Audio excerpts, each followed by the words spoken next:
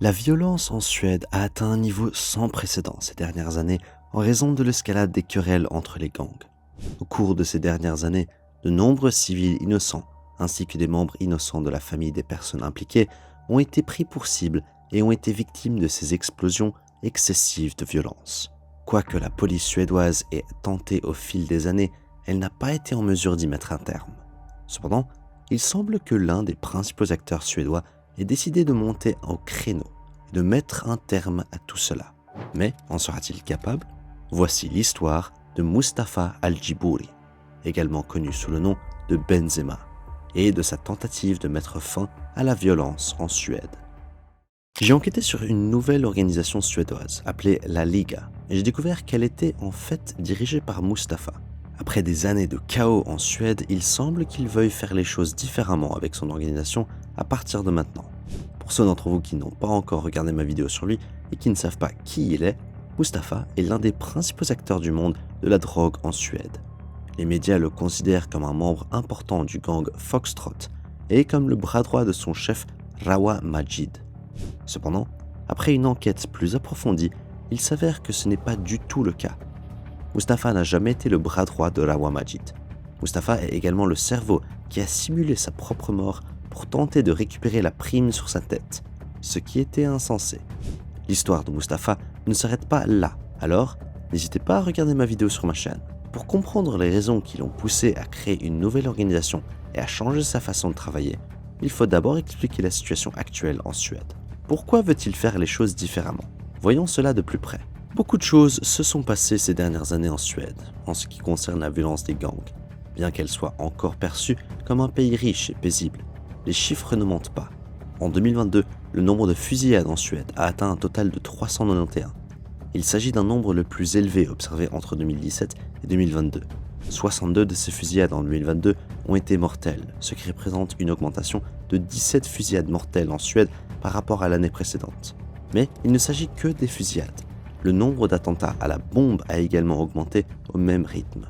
Dans les deux cas, des Suédois innocents risquent d'être victimes. Bien que de nombreux agresseurs soient à l'origine de ces chiffres, l'un d'entre eux est le plus souvent mentionné par les médias suédois. Et il s'agit de Rawa Majid. Né en 1986 en Iran, de parents irakiens, il a touché le sol suédois pour la première fois à l'âge de quelques mois. On sait qu'il a été impliqué dans le trafic de stupéfiants dès 2010. Toutefois, ce n'est qu'en 2020 qu'il a été reconnu comme le plus grand trafiquant de drogue de Suède, après que la police a réussi à pirater la base de données de messagerie cryptée qu'il utilisait. Avant ce piratage, la police suédoise ignorait l'importance réelle de Rawa dans le monde de la contrebande en Suède. Mais comment opérait-il? Aujourd'hui, Rawa Majid est mieux connu sous le nom de Renard Kurde, chef du gang Foxtrot. Les principaux membres du gang sont reconnaissables aux anneaux et aux chaînes dorées du renard qu'il porte. Le gang Foxtrot se concentre principalement sur l'introduction d'importantes cargaisons de drogue en Suède, qu'il revend ensuite à d'autres gangs. Il est également connu pour ne pas hésiter à recourir à une violence excessive. Rawa et son gang Foxtrot ont été impliqués dans plusieurs querelles passionnées qui ont mis la Suède sans dessus-dessous. L'une d'entre elles était la querelle avec les Bandidos, un autre gang de Suède. La raison de cette querelle? 2 importantes cargaisons de drogue saisies par la police suédoise les 11 et 14 février 2022. Les deux parties n'arrivaient pas à se mettre d'accord sur qui était responsable et qui couvrirait les cargaisons perdues. Le 4 mars, un barbier innocent a été abattu. L'homme roulait dans sa Mercedes blanche près du clubhouse des Bandidos lorsque Peter Hassan Haji, 17 ans, s'est arrêté à côté de lui et l'a criblé de balles. La police soupçonne la victime d'être innocente. Elle pense que le tir visait un membre des Bandidos qui conduisait une Mercedes blanche. 2 semaines après ce coup, Rawa a ordonné ses troupes de se préparer à de nouvelles actions contre les Bandidos. Et c'est ce qu'elles ont fait. Le 28 mars, on peut voir un jeune homme entrer en courant dans une gymnase et descendre l'escalier. Il est évident qu'il est venu avec une mission. Regardons la vidéo.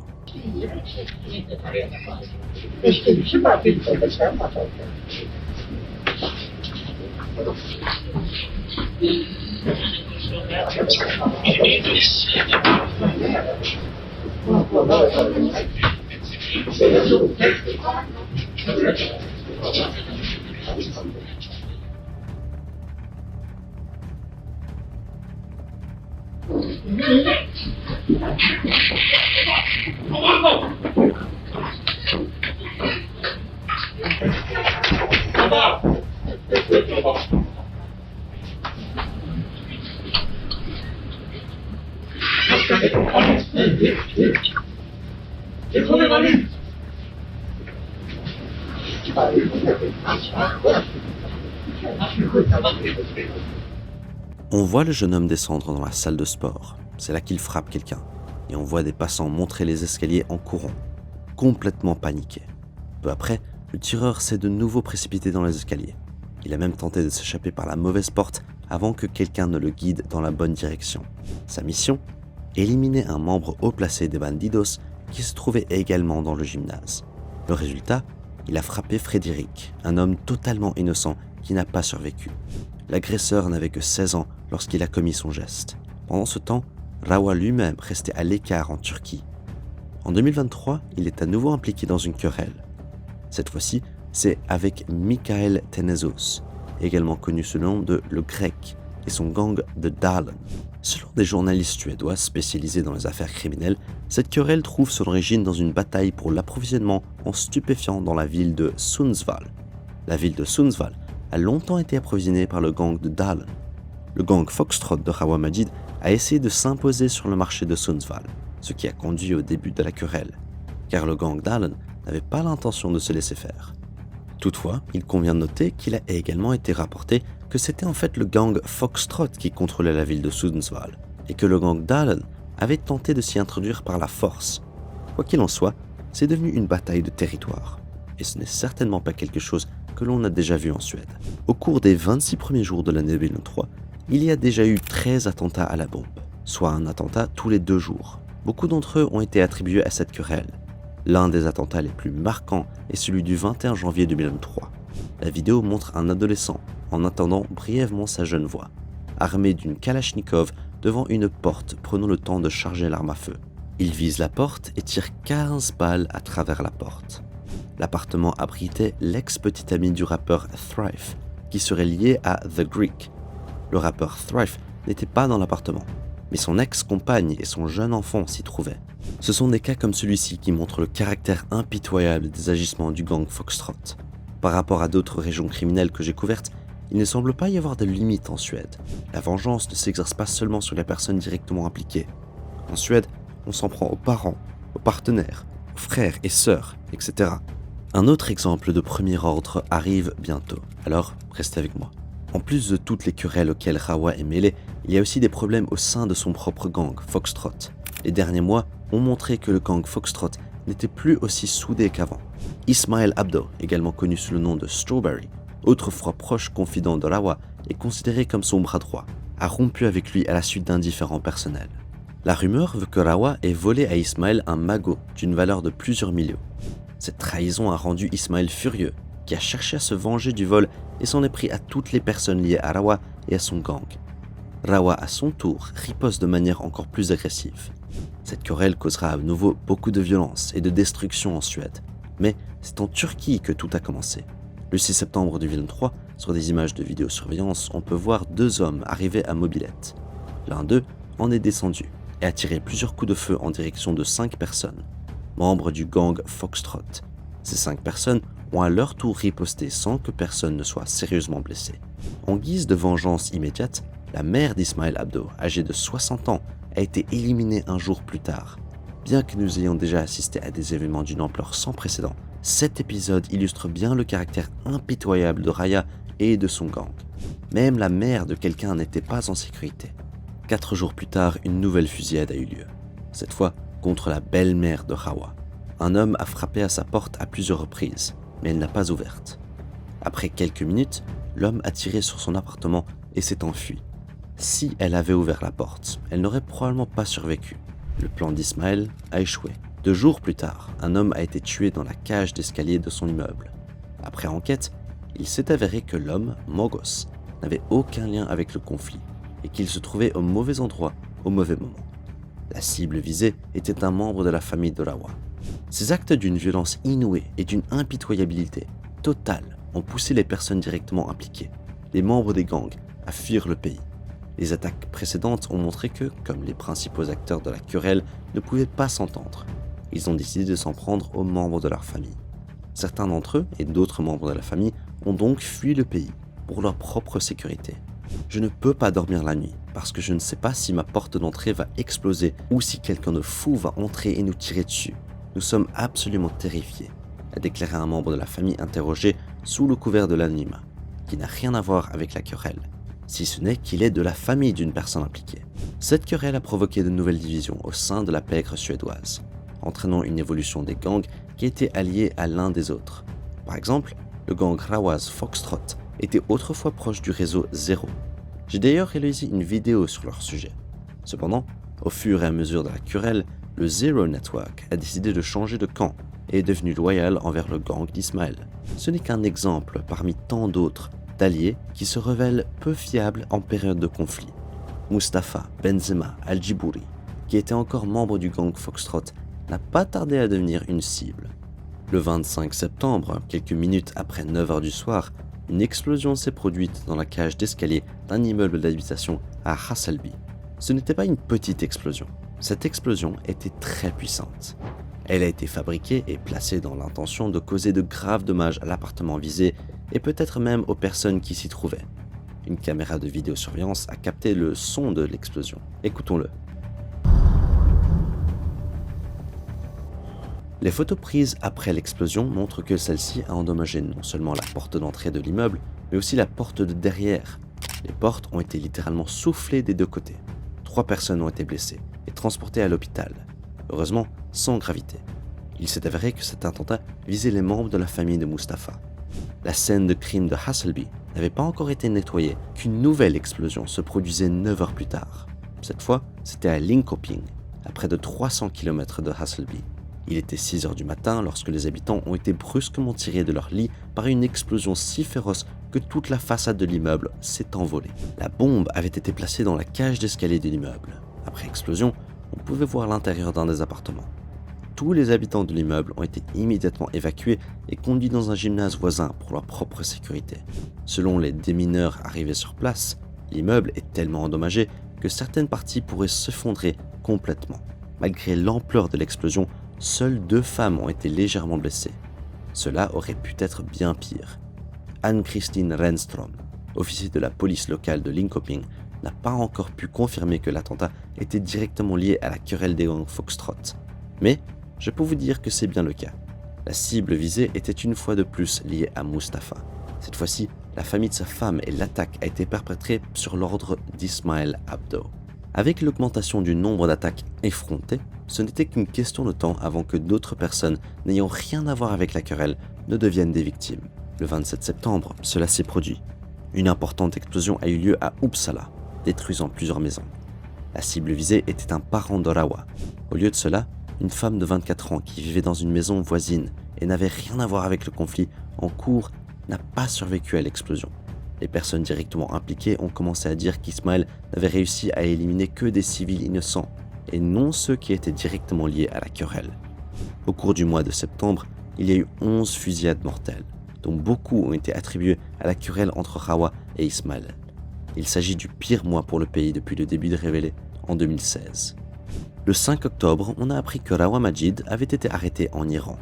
L'arrestation a eu lieu à l'occasion d'un contrôle routier et il est possible que de faux documents d'identité aient conduit à son arrestation. Des questions ont immédiatement été posées. Parmi celles-ci, tout d'abord, a-t-il vraiment été arrêté? Qu'est-ce que cela signifie pour lui? Et sera-t-il extradé vers la Suède? Jusqu'à présent, aucune réponse n'a été apportée à ces questions. Le silence règne autour de lui depuis que la nouvelle a été annoncée. Et certains pensent même que Rawa Majid n'est plus l'un des meilleurs joueurs de Suède. Fin novembre, une vidéo a été mise en ligne, dans laquelle on le voit s'amuser dans un club. On ne sait pas quand cette vidéo a été prise. C'est là que les choses deviennent intéressantes. Comme je l'ai déjà mentionné, pendant tout ce temps, les médias suédois ont rapporté que Mustapha Al-Djibouri, également connu sous le nom de The Real Benzema, était le successeur possible de Rawa Majid au sein du gang Foxtrot. Il était en effet perçu comme son nouveau bras droit après le départ d'Ismaël Abdo. Toutefois, après avoir approfondi la question, nous pouvons démentir cette information. Mustapha et Rawa se sont rencontrés en prison il y a 12 ans et sont partenaires en affaires depuis longtemps. Mustapha n'a jamais été le bras droit de Rawa, mais plutôt un partenaire à part entière. Il a pris du recul par rapport au gang Foxtrot il y a quelque temps et a créé sa propre organisation appelée la Liga. Le nom de l'organisation provient d'une opération de police contre Mustapha qui a débuté à la fin de l'année 2022. La police a appelé cette opération Operation La Liga et a réussi à attraper plusieurs associés, tireurs et caches de drogue de Mustapha. Je suppose qu'il a trouvé ce nom approprié et qu'il a décidé de l'adopter pour sa nouvelle organisation. Les informations montrent qu'avec son organisation, il veut changer l'état actuel de la pègre et de sa violence permanente en Suède. Dans le cadre de nos recherches sur la Liga, nous avons réussi à entrer en contact avec Benzema. Nous lui avons demandé s'il souhaitait répondre à ce que nous avons trouvé sur son organisation. Voici ce qu'il nous a dit personnellement. Ceci est un message de Benzema à tous les Suédois. Si quelqu'un s'en prend à des familles, à des civils ou à toute autre personne innocente, il aura des problèmes avec moi. En novembre, j'ai créé ma propre organisation et de nombreuses personnes ont quitté Foxtrot pour me suivre et de nombreux groupes m'ont également rejoint. Elle continue de se développer parce que j'ai une vision. Les règles de la Liga sont les suivantes. Numéro 1. Nous n'attaquons pas les civils ou les familles, quoi qu'il arrive. Numéro 2. Nous ne volons personne, car nous travaillons dur pour gagner de l'argent. Numéro 3. Nous aidons les gens qui ont besoin d'aide. Numéro 4. Si l'un d'entre nous a besoin d'aide, nous nous levons tous avec lui et nous lui donnons de l'argent pour le soutenir. Numéro 5. Si quelqu'un travaille avec nous, va en prison, nous aidons sa famille. C'est une obligation. Numéro 6. Le plus important, c'est que nous sommes très forts, mais que nous ne cherchons pas les problèmes. C'est pourquoi nous nourrissons tous ceux qui travaillent avec nous. Personne ne traite ces travailleurs de manière abusive et ne les utilise comme l'ont fait tous les autres dirigeants auparavant, en profitant de tout le monde pour s'enrichir seul. Je vais faire en sorte que la Suède cesse d'être un pays terroriste et qu'elle devienne un pays calme, que les gens travaillent ensemble et se concentrent sur l'argent, au lieu de s'en prendre à la famille de l'un ou l'autre. Je travaille dur sur ce projet, et je suis sûr que je vais réussir. Après la guerre entre Hawa Majid et Ismail Abdo, les gens en ont eu assez des fusillades et des attentats à la bombe. Les gens ont besoin de gagner de l'argent et d'avoir une vie normale.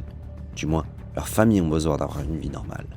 Pour cette raison, que l'équipe Benzema numéro 9 de la Liga sera la plus grande de Suède et qu'elle ne ressemblera à rien que l'on a pu voir auparavant. Sa déclaration sur la situation actuelle de la Suède est claire. Pour appuyer sa propre parole, il appelle également à l'arrêt de la violence pour le biais des messages sur les médias sociaux. Par exemple, il a posté le message suivant après un nouvel attentat. C'est tellement lâche de s'en prendre à des familles et des civils innocents qui n'ont rien à voir avec tout cela. Salutations de Benzema à tous les jeunes.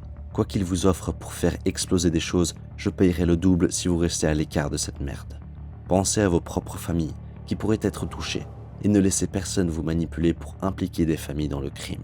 Il n'est pas fréquent qu'un ancien confident prenne une position aussi agressive à l'égard de son ancien groupe et à des méthodes.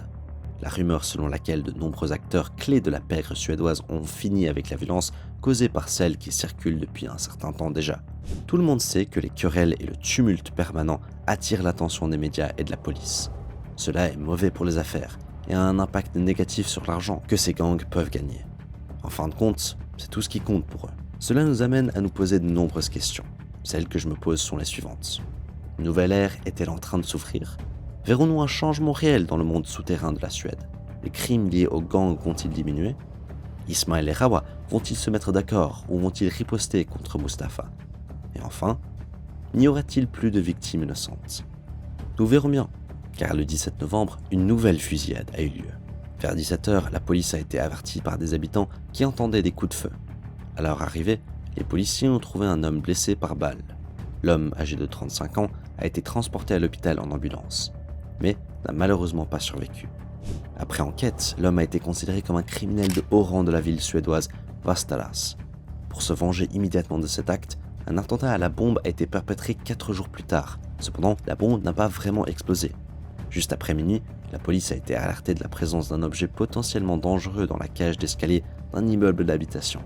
Des techniciens de la police scientifique et des techniciens en bombe ont été appelés sur place pour enquêter et neutraliser l'objet du suspect. Les habitants de l'immeuble ont dû être évacués par les fenêtres et il a fallu plusieurs heures pour que l'objet dangereux soit finalement refusé. Nous ne savons pas encore de quoi il s'agit, mais il semble indubitablement qu'il était destiné à exploser ou à inspirer la peur, déclara Ola, porte-parole de la police. S'il avait explosé, il aurait pu faire à nouveau des victimes innocentes. On peut dire sans risque de se tromper qu'il faudra beaucoup de temps pour que la situation change en Suède. Comme j'ai dit au début de ma vidéo, les chiffres ne mentent pas. Tout ce que nous pouvons faire, c'est suivre de près l'évolution de la situation. La plupart des acteurs clés vivent à l'étranger. Il leur sera difficile de s'attaquer à l'un d'entre eux, ce qui rendra leur entourage vulnérable aux représailles. Si vous avez aimé cette vidéo, n'hésitez pas à laisser un like, un commentaire pour faire partager vos réflexions et vos réactions ou de vos idées de vidéos. Et n'oubliez pas de vous abonner à la chaîne pour m'aider à atteindre la barre magique des 100 000 abonnés.